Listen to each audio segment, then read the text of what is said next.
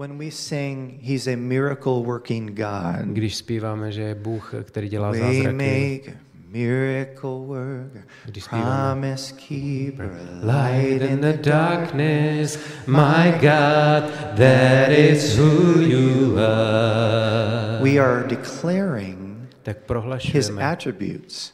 tyhle jeho vlastnosti. I'm here to tell you tonight, A já jsem tady, bych vám řekl dnes večer, God does miracles for a living. Bůh dělá zázraky pro That's nás. what he does. To je to, co dělá on. He has power in his words. On má moc ve svých slovech. Just after after I'm here in Czech Republic, I'm heading to Africa. Jak opustím v pondělí Českou republiku, tak jdu do Afriky.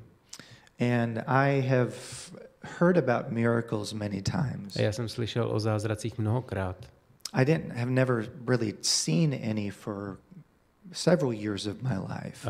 Několik let jsem ve skutečnosti žádné neviděl. Other than maybe a headache going away. Než že třeba někomu odešla bolest hlavy. Somebody's back pain going away. Někomu odešla bolest ze zad.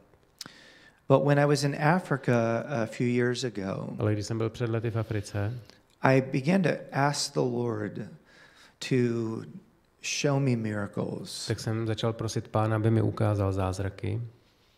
And sure enough, he waited until I was in the heart of Africa.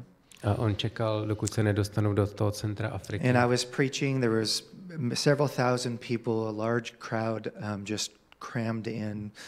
A já jsem tam kázal, bylo tam několik tisíc lidí napakováno. And I preached for a long time. A já jsem kázal dlouhý čas.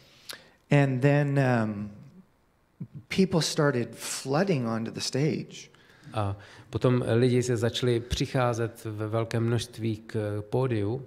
And I asked the interpreter, I said, what are they doing? A já jsem se ptal toho překladatele, co dělají. He said, they need healing. On říká, oni potřebují uzdravení. And I looked over and I saw a man with a stick. A já jsem se tam podíval a viděl jsem tam člověka s nějakou holí.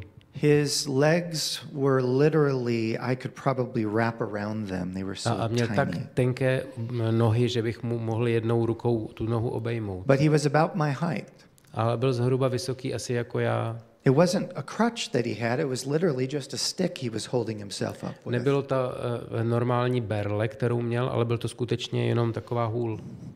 And the Lord gave me a vision in that moment. A Bůh mi dal v ten moment vizi. I saw myself rearing back and kicking that stick out from underneath him. Viděl jsem sám sebe, jak jdu k tomu muži a odkopávám tu hůl od něj. And as soon as I saw that in my mind, A jakmile jsem toto viděl ve své mysli, my first thought was, no way. moje první myšlenka byla v no. žádném případě. I am not doing that. Tohle dělat nebudu. And it scared me. A to mě vystrašilo. So he came up and I was praying for all the people, they were lined across the Takže on stage. přišel dopředu a já jsem se modlil za všechny ty lidi, kteří přišli dopředu And I got před to this pódium. man. A pak jsem se dostal k tomu muži. And I knelt down and prayed for his legs. A klekl jsem si a modlil jsem se za jeho nohy. And then I moved on to the next person. A pak jsem šel se modlit za dalšího člověka. I got to the end of the line. Pak jsem se dostal na konec té řady. And the Lord said, you didn't obey me. A Pán řekl, ty jsi mě neposlechnul. So I went back to the man and I got down on my knees and prayed over his feet and his legs k tomu again muži a znovu jsem klekl na kolena a modlil jsem se za toho muže, za jeho and nohy. walked away. A odešel jsem. And as soon as I got to the end of the stage, the Lord said, this is your last chance. A jakmile jsem se dostal za pódium, tak Pán mi řekl, tohle to je tvoje poslední šance. He said, I sent you all the way to Africa for this man. Poslal jsem tě až sem do Afriky kvůli tomuto muži. And if he doesn't get healed, it's because you didn't obey me. A jestli on nebude uzdraven, tak je to proto, že ty jsi mě neposlechl. I went back to the man and stood in front of him. Šel jsem zpátky k tomu muži, stál jsem tam před ním. And I reared back as hard as I could. Já jsem stál opodál. And when I kicked that stick from out underneath him, a potom jsem prostě odkopnul, pak jsem přijal a odkopnul jsem tu hůl. hundreds of people gasped. A jakmile jsem to odkopl, tu hůl, tak stovky lidí kolem úplně prostě zadrželi dech. Including the man. Včetně toho muže samotného. And I was prepared to catch him in case he fell. A já jsem byl připraven ho chytit, kdyby spadnul. But he went like this. Ale on dělal takhle.